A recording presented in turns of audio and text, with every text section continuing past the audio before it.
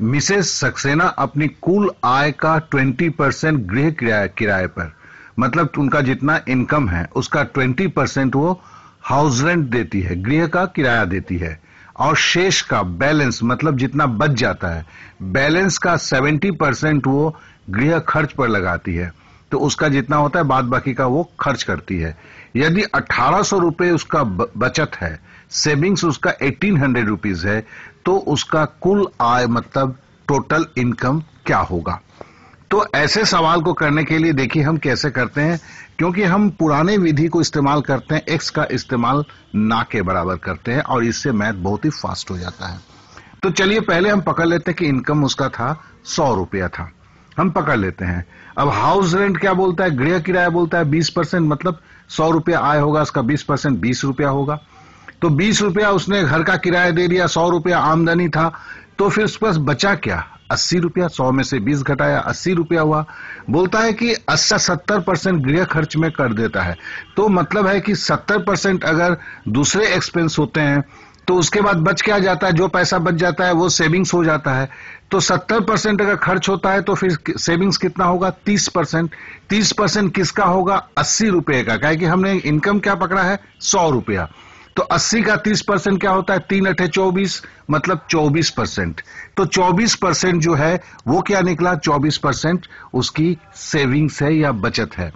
अब देखिए बोलता है, लेकिन यहां क्या बोलता है, 1800 रुपया बचता है, तो इसका मतलब क्या हुआ, 24% 1800 रुपया है, तो 1% क्या होगा, 1800 बटे 24 होगा। तो 100% क्या होगा, 1800 बटे 24 गुना 100 होगा, तो काट कूट के आएगा 7500 रुपए।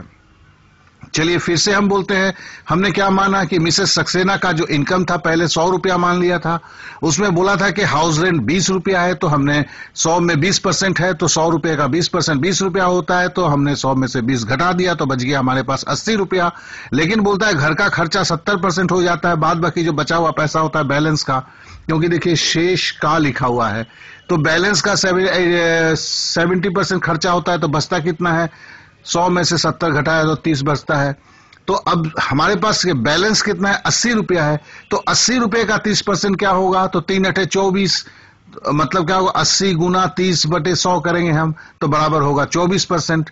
अब यहां लेकिन बोलता है कि 1800 रुपया बचता है, तो इसका मतलब क्या हुआ, 24% बराबर है 1800 रुपये, तो 1% क्या होगा, 1800 बटे 24, और 100% क्या होगा, 1800 बटे 24 गुना 100 काटेंगे तो होगा 7500 रुपया।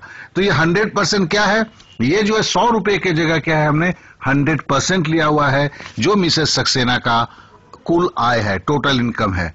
तो इस तरह निकल गया, इसे 2-3 बार करें फिर आगे बढ़ें।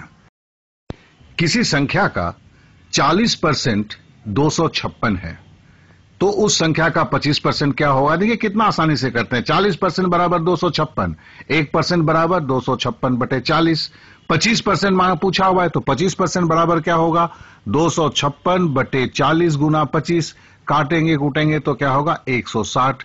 तो 160 जो होगा वो 25% के बराबर होगा।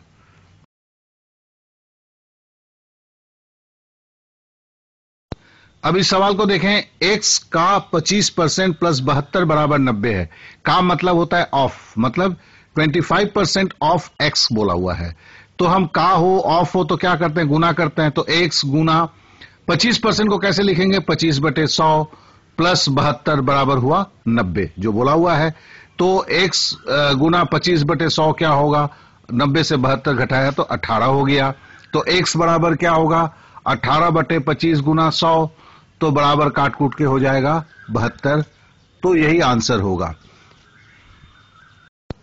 अब इस सवाल को देखें, 40% लोग समाचार पत्र एक्स पढ़ते हैं, मतलब 40% लोग न्यूज़पेपर एक्स नाम का कोई न्यूज़पेपर है उसे पढ़ते हैं, 50% लोग समाचार पत्र वाई पढ़ते हैं, और 50% लोग वाई न्यूज़पेपर पढ़ते हैं, और 10% लोग दोनों समाचार पत्र पढ़ते हैं।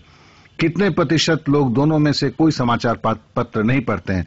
देखिए ये ऐसे जो एग्जाम जो क्वेश्चंस होते हैं इसे हम वेन डायग्राम से करते हैं। देखिए वेन डायग्राम में हमने क्या किया, हमने एक्स का नाम का एक गोला बनाया और उसमें लिखा कि 40% 40 लिख दिया।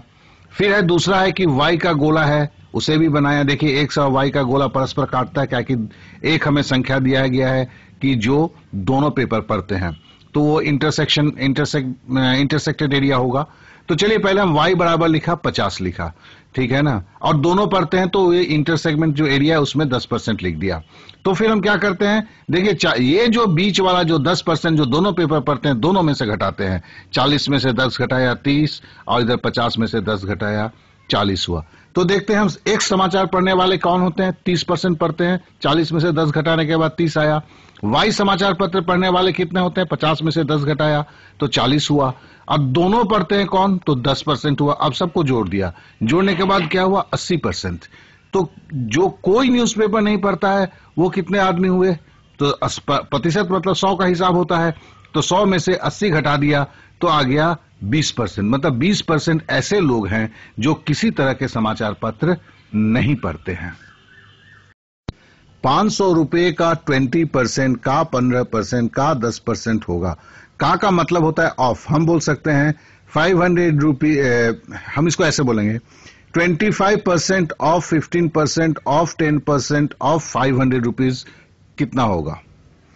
तो मतलब 500 रुपए का है, का मतलब गुना है। चलिए 500 लिखा, का मतलब गुना किया, 20% मतलब 20/100, का फिर बोला है मतलब फिर गुना दिया, फिर 15% बोला है तो 15/100 गुना फिर 10/100। इस तरह हमने लिखा। अब काटना कूटना चालू किया तो कितना आया, 3/2। 500 रुपया से हमने चला था 3/2 रुपया। 3/2 रुपया। अब नीचे ऑप्शन में देखते हैं तो देखते हैं 3/2 रुपया नहीं है लेकिन 1.5 रुपया है। 1.5 रुपया बराबर के 1.5 रुपया कितना होता है, 3/2 ही होता है। क्या कि हम पूर्णांक में करेंगे तो 1.2 रुपया होगा, मतलब 1.5 रुपया होगा। अब जरा इस सवाल को देखें। किसी संख्या के 2/5 के 1/3 का 1/4 15 है। मतलब हम अगर समझ लेते हैं कि कोई संख्या x है, मान लीजिए यहां x लेना पड़ेगा। का 2/5 मतलब गुना 2/5, का 1/3 मतलब 1/3, का 1/4 गुण मतलब 1/4 बराबर 15 है। फिर से मैं बोलता हूं, चलिए इसको देखते हैं। किसी संख्या का, तो संख्या हमने x ले लिया, का 2/5 मतलब गुना 2/5, का 1/3 तो गुना 1/3, का 1/4 तो बराबर है गुना 1/4, बराबर क्या है, 15 है। तो हमने 15 लिख दिया। अब यहां से सीधा सीधा हमें x का मान निकालना है, तो x का मान निकला 15 गुने 5 गुने 3 गुने 4/2 बराबर 450। अब बोलता है उस संख्या का 40%। अब 450 का 40% मतलब 450 का मतलब गुना, 40% को कैसे लिखेंगे, 40/100, तो बराबर काट कूट के हो जाएगा 180। तो ये आंसर निकल गया। अब इस सवाल को देखें। किसी परीक्षा में 40% अंक उत्तीर्णांक है, मतलब है पासिंग मार्क्स है। 40%, 100 में 40 आने पर लड़का पास हो जाता है। यदि किसी विद्यार्थी ने 175 अंक प्राप्त किए, मतलब कितना मार्क्स मिला, 175, और 25 अंक से फेल हो गया, मतलब 25 मार्क्स कम मिले जिसके कारण फेल हो गया। तो पास होने के लिए कितना चाहिए था, 175 में 25 जोड़ेंगे तो 200 मार्क्स चाहिए था। तो परीक्षा का कुल अंक क्या था। अब देखिए, हमने देखा कि 175 में 25 मार्क्स से वो फेल हो गया, तो टोटल कितना मार्क्स मिलना चाहिए था, तो 200 मार्क्स मिलना चाहिए थे। 175 से 25 जोड़ा। इधर बोलता है कि 40% जो है पासिंग मार्क्स है, मतलब 40% अगर लाता है तो पासिंग मार्क्स है। तो हम लिखते हैं कैसे, देखिए 40% बराबर है 200 मार्क्स, बोला हुआ है, सही बात है। 1% बराबर कितना होगा, तो 200/40, तो 100% कितना होगा, क्या कि 100% है, टोटल एग्जाम का है, तो किसी परीक्षा में 100% ही होता है ना भैया। तो 100% बराबर कितना होगा, तो 100% बराबर होगा 200/40 गुना 100 बराबर हो गया 500 मार्क्स। तो मतलब 500 मार्क्स जो है वो टोटल मार्क्स था। 40% पासिंग, अब भी देखिए 4×5 = 20 होता है, मतलब 200 मार्क्स पासिंग का था। लड़के को 175 मिला था, इसलिए क्या है 25 मार्क्स से बेचारा फेल हो गया था।